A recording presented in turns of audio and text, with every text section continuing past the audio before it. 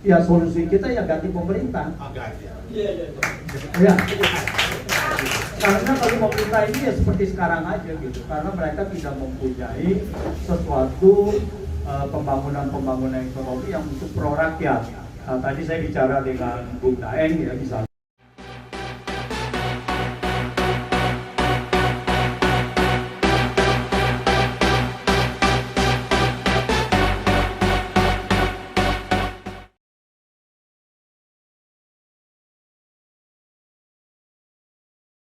Bakal ada aksi atau tidak ya? Bakal bisa turun atau tidak? Ini saya rasa mesti menjawab aktivis nih. Ya, kalau saya adalah polanya adalah pemikiran. Kenapa negara ini sudah rusak? Jadi biar aja nanti Bung Muslim Arbi atau Bang Daeng yang mencoba untuk mengartikulasikan. Terus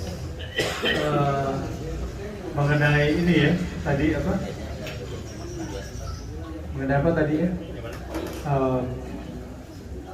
Ya benar. Agenda lanjut. Menunda bayar pajak. Menunda bayar pajak. Oh iya, menunda bayar pajak. Gini, ini adalah satu hal yang cukup sulit, tapi mungkin saja bisa dilakukan. Artinya gini, karena pembayaran pajak itu adalah berdasarkan undang-undang. Jadi apapun alasannya, bahwa itu adalah suatu kewajiban. Tidak ada yang bisa menunda pajak.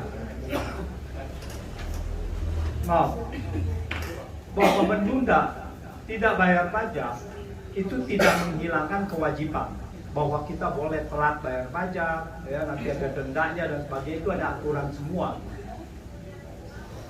Dan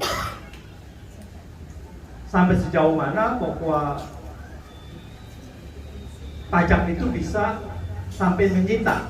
Kalau kita nggak bayar pajak, maka mereka memberi peringatan sekali, 2 kali, tergantung mereka punya kebijakan, apakah mereka bisa menyita aset kita atau tidak. Tapi kalau kita bicara pajak penghasilan, kita itu langsung dipotong oleh pemberi kerja. Jadi kita tidak bisa menunda pajak. Kalau kita makan, yang ada kewajiban PPN, itu kita harus bayar. Jadi kita tidak bisa menunda, karena nanti si restorannya yang akan dikomplain. Tapi sorry, restoran adalah bukan PPN ya. Restoran adalah pajak pembangunan daerah, jadi tidak masuk itu. Tapi kalau kita belanja yang lainnya, kalau kita ke toko kemana, nah itu kita harus bayar. Kalau nggak mereka yang kan mereka yang tanggung jawab gitu. Jadi saya rasa adalah gamenya adalah bukan di menunda pajak. Saya rasa gamenya adalah menuntut benar-benar bahwa ini sampai terbongkar.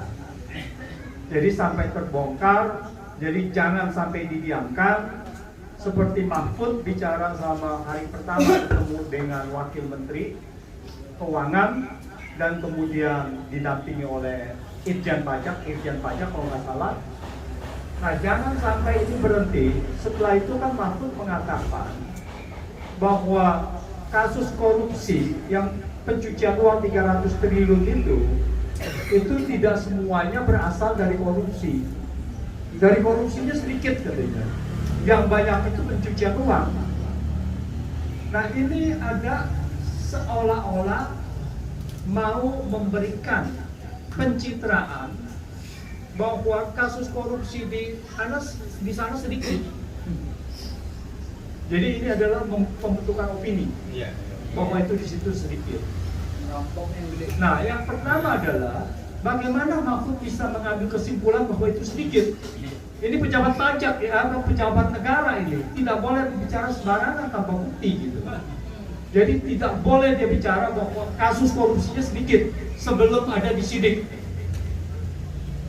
Nah, kalau dia tahu bahwa ini sedikit, lalu dari mana pencucian uang itu?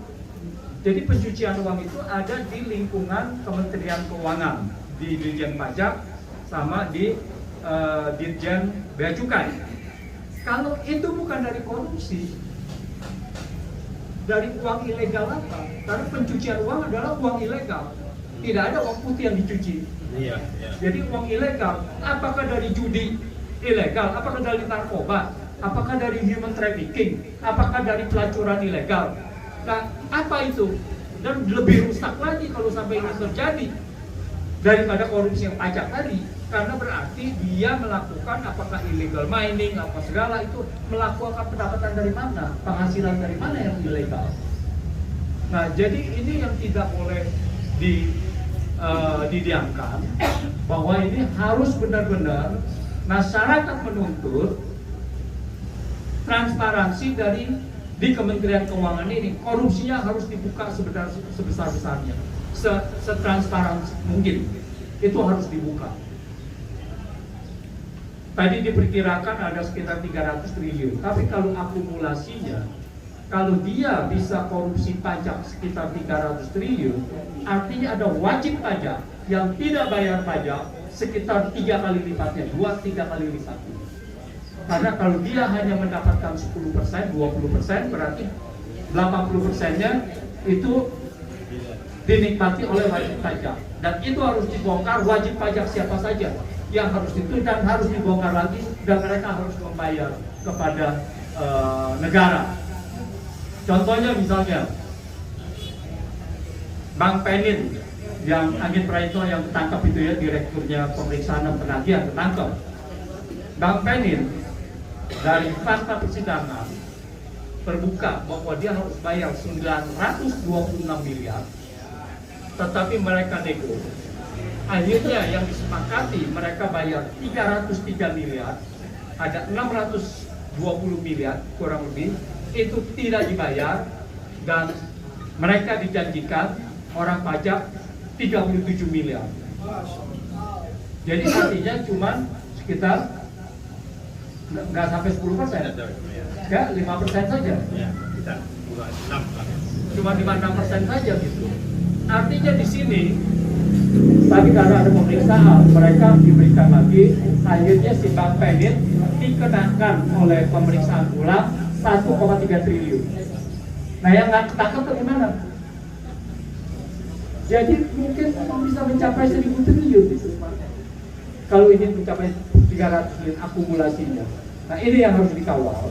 Kalau saya rasa adalah sulit untuk meminta penundaan pajak. Nah, misalnya pembangkangan sipil pun, pembangkangan sipil dalam pengertian macam-macam ya, termasuk tadi soal pajak tadi. Ya bisa aja, tetapi yang tadi saya katakan mekanismenya itu susah. Karena kalau kita belanja ke supermarket bisa apapun, mereka sudah langsung nagih gitu, langsung gitu. Kita nggak bisa bilang saya nggak mau bayar pajak gitu, nggak bisa. Pajaknya saya nggak mau bayar, nggak bisa. Gitu. Kalau kita kerja langsung dipotong oleh pemberi kerja gitu kan, jadi susah. Kecuali kita pengusaha yang bisa tidak bayar pajak itu pengusaha. Karena pengusaha dia dapat itu pajak penghasilannya berapa, kemudian dia baru menyetor sendiri yang namanya self assessment. Oke, itu satu ya. Terus mengenai ya ekonomi kedepannya bagaimana? Kalau kita lihat sekarang ini defisit kita itu adalah dibolehkan sekitar 3%. Ini kembali ya. Kalau dulu maksimum 3% dari PDB, dari ekonomi. Kemudian karena ada pandemi dibuka seluas-luasnya, kita mencapai 5,7% defisitnya. Sekarang 2023 sudah kembali lagi ke 3%. 3% ekonomi kita ini sudah 20.000 triliun, 3% itu 600 triliun. Defisitnya 600 triliun. Jadi kalau sampai 2003 600 triliun, 2024 600 triliun, berarti 1.200 triliun. 1.200 triliun ditambah sekarang 7.700 triliun, berarti sudah mencapai 8.900 triliun dan 9.000 triliun lebih.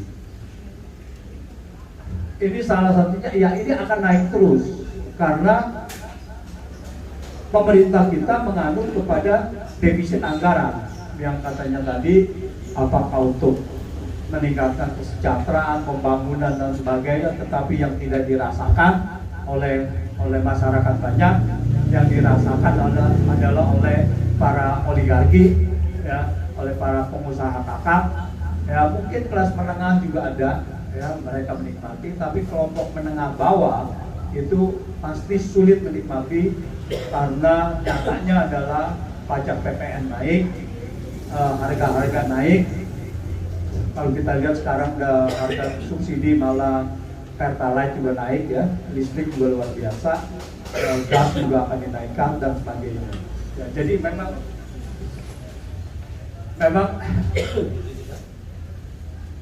ya solusi kita ya ganti pemerintah. Ya.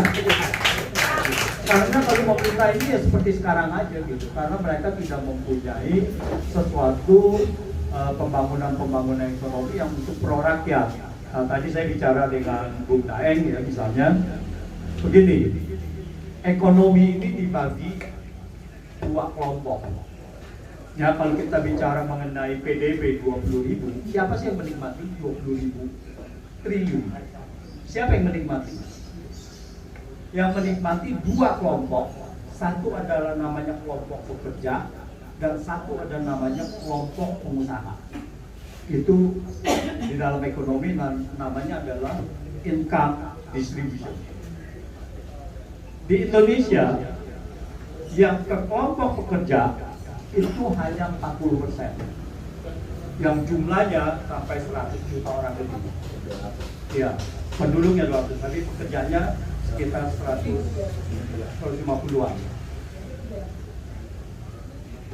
60% dinikmati oleh pengusaha, namanya surplus profit, gross profit.